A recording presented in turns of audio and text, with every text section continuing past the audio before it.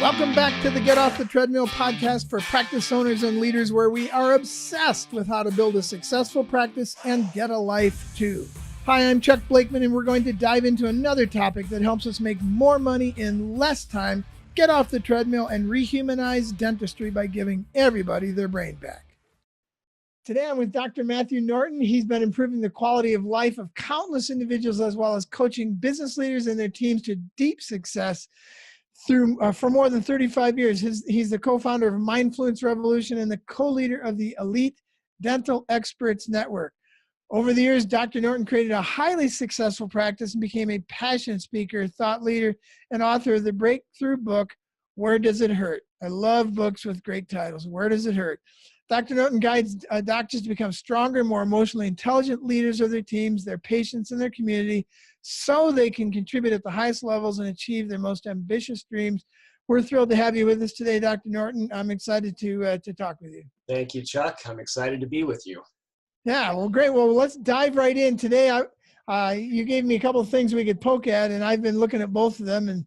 And today we're going to talk about the 4 key elements that make success sustainable. I've done a lot of thought over the last 30 or 40 or 50 years about what makes people successful, and built 12 businesses in 8 industries on 4 continents. And every time I think I have it figured out, it sort of slips out of my fingers again. But there are some basic things that we know that when people do these, they got a much higher chance, and when they don't, they're in trouble. So what are the 4 key elements? Let's just start right out there. Well, before I do that, actually, I wanted to get a little bit of a background on the Mindfluence Revolution itself, how you got into it. I think that might be an important preface to this. Well, my focus during the bulk of my career had been patient care. I never really had intended to be a coach, consultant, had never thought about trying to support the success of, colleagues, fellow professionals. It was an organic thing. It just seemed like we were talking before we went on about media opportunities. And after I wrote my book, I had opportunities to be on television and radio and speak more. And it was in that people started to say, hey, can you help me? I would like more of that. And so at first I thought, no, it's not really what I want to do, but I changed my mind over time. They managed to talk me into it somehow. Yeah. Awesome. Well, yeah. And I think that's the best way to get into things. I've done a lot of speaking, a lot of keynotes, workshops, all kinds of stuff. And people come up to me and say, hey, I want to be a speaker. And I said, well, that's your first mistake. Because you shouldn't want to be a speaker. You should have something that you can't not talk about. Right. And you're just compelled to go after it. And so I always say I'm not a speaker, and I'm not an author. I'm a business guy who writes and talks about it. And I think that's important. So it's great to see that you got pushed into this because you had something compelling. So This is compelling to me. The 4 key elements that make success sustainable. What are those key elements that keep us moving? Well, I think the success topic, right? Is there anybody that you ever talk to that says, I would like to be less successful? I mean, everybody would like to be more successful, whether they've really clarified what success is to them or not. And they're thinking success, but how is that measured? But also for how long? Yeah. Is that something that even if you get it, that you could keep that up? And is it going to be as rewarding as you thought it was? And so I started thinking more about what was it that was going to allow that success to be fulfilling like had been hoped, and also how can I get this to last? And so I think that the first one is sufficient wealth. And how much is enough? More is usually the answer to that. But if there's not sufficient wealth, then it is true that success is unlikely to be sustainable, no matter what your business and business model is. The second one that I think it fits with what we were just talking about in terms of having something to say relative to just desiring to be a speaker is to be able to have a passionate contribution. So there's lots of ways, I suppose, one can gain sufficient wealth, including just taking money from other people against their will. But short of that, there's a lot of things people could do, but it's not necessarily tied into a a long-term, passionate sense of contribution that really touches the motivators. What are the values and what's driving the person who is in that service position? So those are the first two. But then even if you have those two and it is too stressful, it's no fun, there's no sense of ease involved, then it's not going to be sustainable. So I think having a frequent experience of flow, I like the work of Mihaly Csikszentmihalyi and his work on finding flow. And he defines flow as bringing high levels of skill, which is really body, mind, spirit skill sets from my perspective, to meet high levels of challenge. So we're designed for stress, but not stress that overwhelms, that keeps us in anxiety and frustration and worry, and eventually becoming more apathetic and depressed. So I think we need sufficient wealth. We need a sense of passionate contribution. We need the experience of flow on a consistent basis, and we need time freedom. We need opportunity for space, for margin, for breathing room, a number of ways that those things have been expressed by different people over time. But if people are spending all their time amassing wealth and contributing, and it's highly stressful, then really there's not going to be much of them left to really savor that, even if they get to where they want to go. So to me, those are the four key ingredients. And the combination, the relative amounts of those, or what's going to be important to people, is different one to another. Sometimes people are going to be fulfilled by some more on the contribution and some less on the wealth. Some can manage, given their behavior styles, say, for example, or other aspects of lifestyle and health and well-being. They can handle some greater stress challenges and maybe don't need as much fun, or they don't need as much time freedom because they just so love what they're doing. So it's different ratios. It's not an equal thing for everybody, but I still contend those four components are necessary. Yeah. Well, I'm with you. I in my first 5 or 6 businesses, I didn't have much of that. I think I might have had the money piece at times and some of the others, but I don't think I ever got the time. I had the contribution desire and maybe the money piece, but I didn't have the time, and I didn't have the flow. I assumed what the industrial age taught me, that if you make a bucket load of money, you'll somehow be happy. Yeah, right. And it's just a pretty simplistic, it's not simple, it's a simplistic view of the world that I think a lot of us have bought off on. I'm not happy, let me make some more money. There's a real correlation. I've seen the research on this, that somewhere around $125,000, $140,000, the correlation between happiness and money actually begins to go away. There is some correlation, between $0 and $100,000, but by the time you can buy a hot tub and go on vacation a couple weeks a year, the correlation between money and happiness vanishes. Right. And I can't tell you how many people I've talked to. And I've experienced this among people who are making hundreds of thousands of dollars who are no more happy than they were when they were making 75 or 100. And then other people who are making 10 million who are deliriously happy because they got those four things going on. Right. The biggest of the four, I think, in that is that contribution piece, is what am I doing this for? Because that motivates me then to make the money, to have the flow, and to find the time. So yeah, that's why we started this Get Off the Treadmill podcast and the summits, because from my own experience, I learned I had to get off the treadmill, and I had to learn what it meant to have flow, what it meant to have time.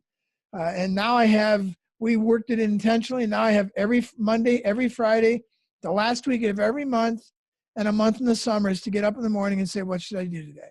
Mm-hmm. And that's been very intentional. Yep. And for my first 5 or 6 businesses, I worked 6 days a week and couldn't figure out how I could get it done in 7.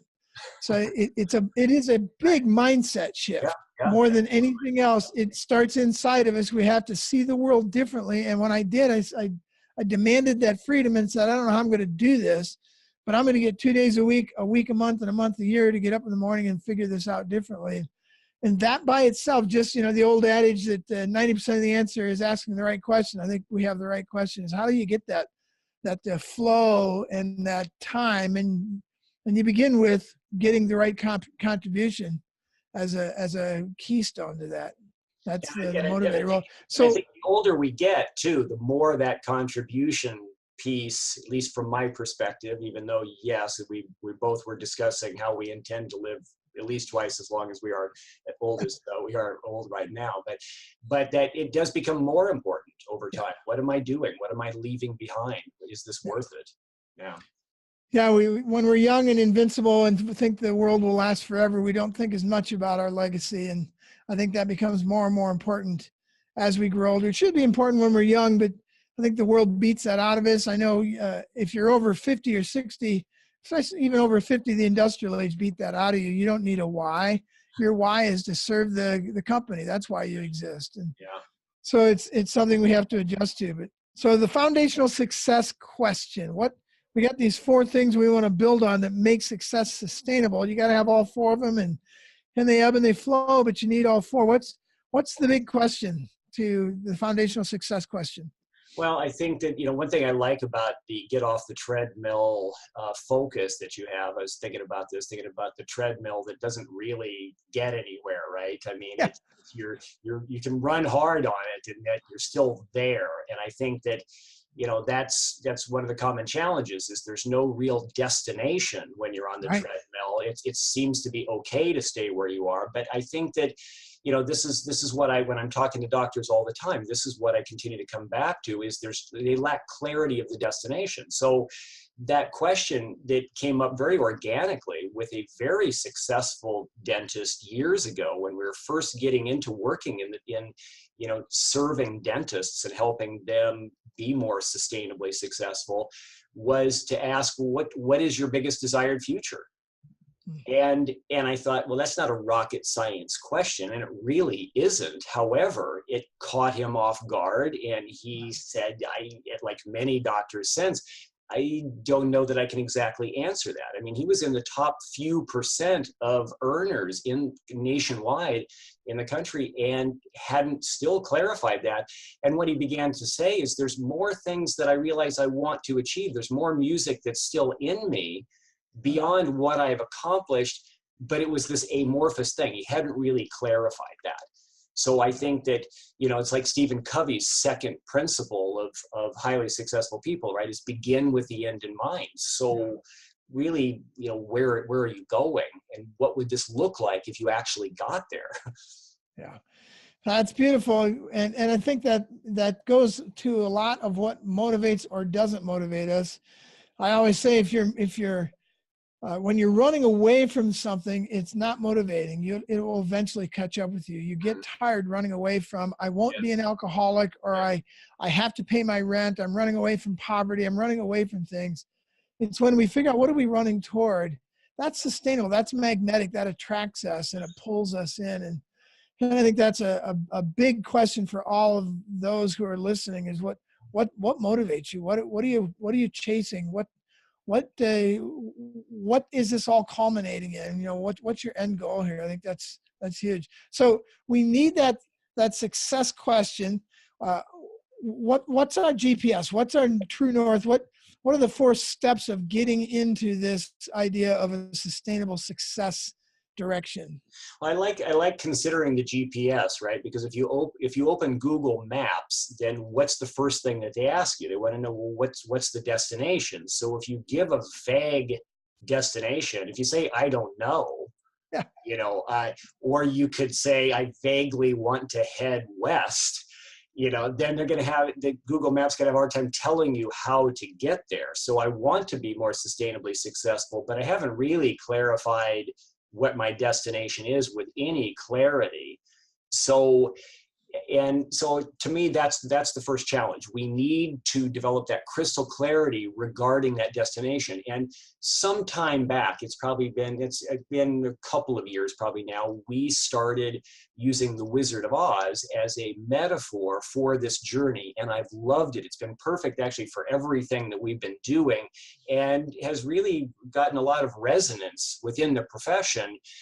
And that's where it starts is what is that Emerald City destination? How clearly can we articulate that? And that involves not just the doctor's Emerald City elements. What would it be like when I get there? to live and work, business, lifestyle, what is that like? But also takes into the perspective of what is it like for the team? What is it like for the patients? What is it like for the community? So from our perspective, the ideal Emerald City clarification takes into account those multiple perspectives to create a win-win-win-win from doctor all the way through to community, and not just what's in this for me in the process. So that's the first thing. And then the second one is to determine, well, where are you currently? If you're not, and you have to be honest about that, right? So we're going somewhere, and I've had doctors and their team members say, but because we have a whole Emerald City story process. So once we've done that, then it hits them, yeah, but that's not us. So we're not there. And it's like, well, yes, that's because that's the ideal. And so now we're going to see, well, where are you now? What are the challenges? What are the opportunities that are in front of you to be able to move in that direction?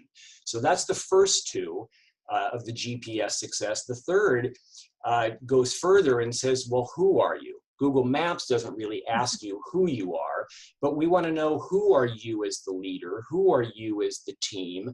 Because that does make a difference for how you're going to travel that journey from where you are currently to get to that Emerald City. So Dorothy and her cast of characters, right? Or the doctor and his or her team members, there's different reasons for getting to the Emerald City for all of them. They all bring different skill sets, those different motivations. There's different things that stress them.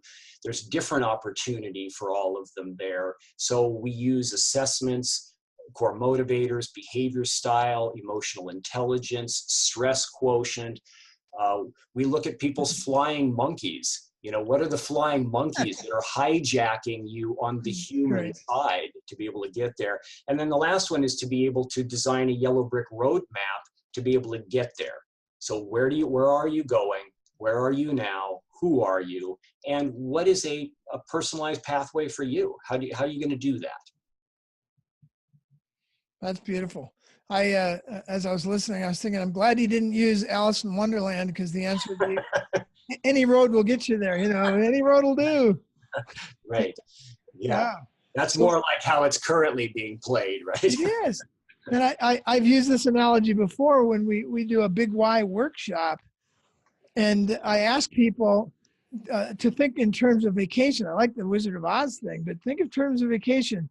What's the first question you really need to answer? And the question is, where am I going? Yeah. Yeah. But we don't even ask that in our businesses. We'll ask it about vacation. Yeah, amazing, huh? But our lives, our entire lives, we don't bother to ask it about our life. Where's my life going? I know where I'm going on vacation, but I have no idea where my life is going. And then the second one is, well, where are you? Yeah. Even if you know where you want to go. Let's say you want to go to Boston. Well, where are you? Right. Well, I don't know. Yeah. Well, then how will you ever get to Boston? Right. And sometimes people will say, well, what if I don't know exactly? Or what if that's not forever? I say, that's fine. If you can, if you at least plug something in as a destination, like if you're leaving Denver, right, and you're thinking, I want to go to Portland, well, that could get changed to Seattle, but at least you won't end up in Louisiana. But see, and this is part of my third book I haven't published yet. It's called Bad Plans Carried Out Violently. How real leaders lead and succeed in the real world. And the word violent in the Latin, violentus, means with utmost conviction and utter commitment. It's not about beating somebody up. It's about, get out of my way. I've got somewhere I need to be. That's that steely-eyed, forward kind of thing. And without that, we don't know where we're going. So the idea of a bad plan is, the mantra of the book is, planning doesn't create movement. Movement creates the plan. Nice. So you may not know exactly where you're going, to your point, but go somewhere. If you have a fuzzy idea, go east. And going east will allow you to see maybe it's New England, and New England will allow you to see maybe it's Boston, and Boston will allow you to see maybe it's downtown. Right. But you won't get anywhere by sitting around postulating and hypothesizing about what you should do. Right. Get moving, and the movement creates the plan. And that's really difficult for us to see. And we're not taught that way. Dentists are not taught that at all.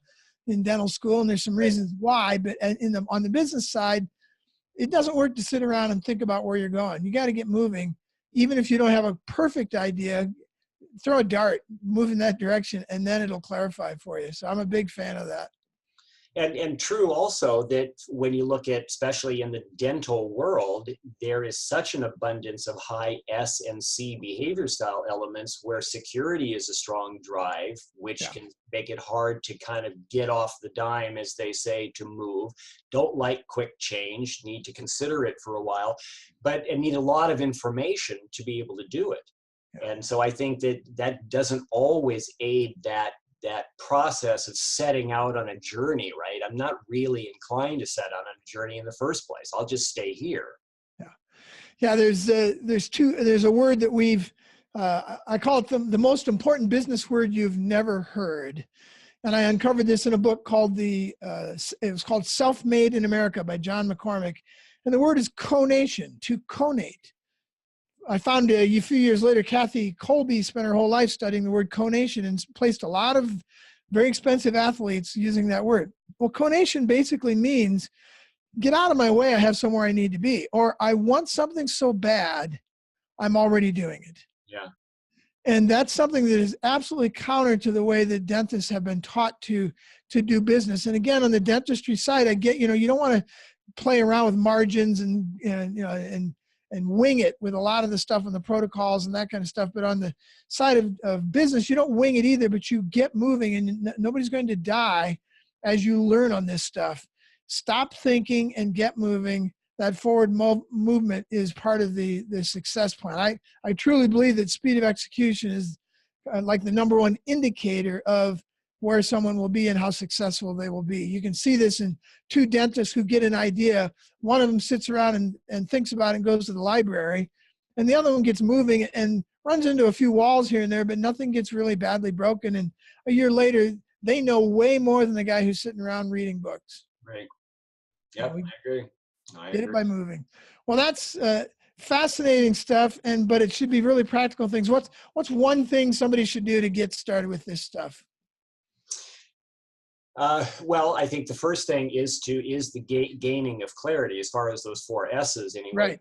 Get clarity on the destination. And we have a whole Emerald City dream sheet process and experience that is, if there's one thing that I always invite people to do, and without any cost, without any investment in anything, is because I want doctors to dream more into where they would like to go and where they would like to help facilitate their team and their patients and their community going. Because it's true that if the doctor gets closer to their Emerald City, that almost by definition, they're going to be helping move others, including the patients who would have a different Emerald City, right? Their destination is different, but the doctor's movement, as you're talking about movement, and a team that improves, that decreases the pain and dysfunction, that helps people have a better quality of life and greater health, it's going to help them get to their Emerald City. So there's a lot of power in that for everybody. Clarity breeds clarity. So we're coming to the end of our time. How can they get a hold of that resource? And then let's talk about how they can get a hold of you as well. They can go to mindfluencerevolution.com to find out more about kind of who we are and what we do. They can send an email specifically to me at Dr. Norton at mindfluencerevolution.com, and just let me know that they would like the Emerald City Dream Sheet.